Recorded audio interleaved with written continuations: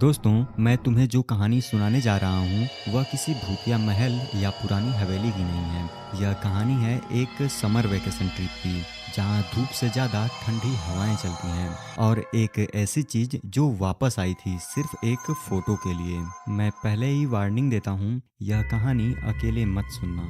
मैं आशीष मुंबई में रहता हूँ और यह कहानी है 2017 समर वैकेशन की।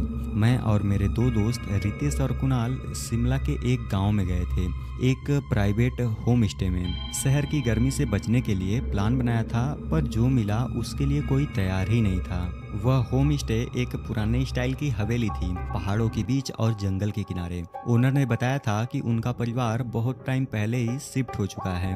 अब यह जगह गेस्ट हाउस बन गई है। अंदर जाते ही एक अजीब सी ठंडक महसूस हुई। एसी बंद था, पर हवा में कोई वजन था। कुणाल ने कहा था कि उसे पहली रात कुछ अजीब सपना आया। उसने देखा कि कोई औरत सफेद साड़ी में उसके बेड के पास खड़ी थी।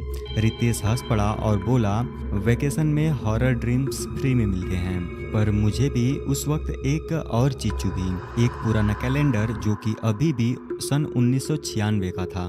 पहला दिन नॉर्मल गुजरा। हमने नियर बाई वाटरफॉल देखा, खूब फोटोज लिए और खूब मजे किए।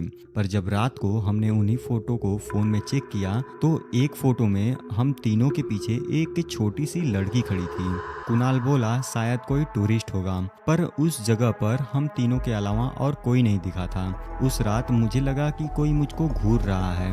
मैं उठा, टॉर्च ऑन की और देखा कि एक परछाई विंडो के पास से गुजरी। मैं दौड़ा, पर बाहर कोई नहीं था, सिर्फ एक छोटी सी घंटी की आवाज आई। दूसरी रात रितेश चिल्लाया। उसने कहा कि उसने देखा कि बेड के नीचे कोई छुपकर बैठा है। उसका चेहरा पीला पड़ गया था, हाथ कांप रहे थे। मैंने भी देखा, कुछ तो वहां पर था, पर जैसे ही टॉर्च डाली कुछ भी नहीं मिला। उस रात हम तीनों एक कमरे में आ गए, पर 3 बजे एक आवाज आई जैसे कोई सीढ़ियों से चढ़ रहा हो। तीसरी सुबह कुणाल गायब था। उसका फोन रूम में था, पर उसका बैग भी चला गया था। उसके बिस्तर के पास एक फोटो मिली, वही लड़की, और उसके नीचे लिखा था, मैं वापस आ गई हूँ। मैं और रितेश पागल हो गए थे। पुलिस को बुलाया, पर उनको कुछ भी नहीं मिला। वो कहते रहे कि हो सकता है कि आपका दोस्त खुद चला गया हो, पर हम जानते थे उस लड़की का कुछ तो कनेक्शन था। उस हवेली में एक पुराने बॉक्स में एक डायरी मिली।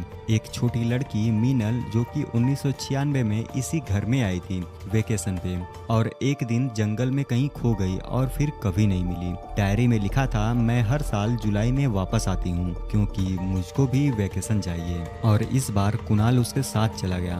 उस रात हम हवेली छोड़कर भाग आए, और दोस्तों उसके बाद हमने कभी भी कुणाल को नहीं देखा। दोस्तों, समर वेकेशन हर किसी के लिए मस्ती का टाइम होता है, पर कभी कभी किसी की वेकेशन कभी खत्म ही नहीं होती। अगले हफ्ते फिर मिलेंगे एक और नई कहानी के साथ।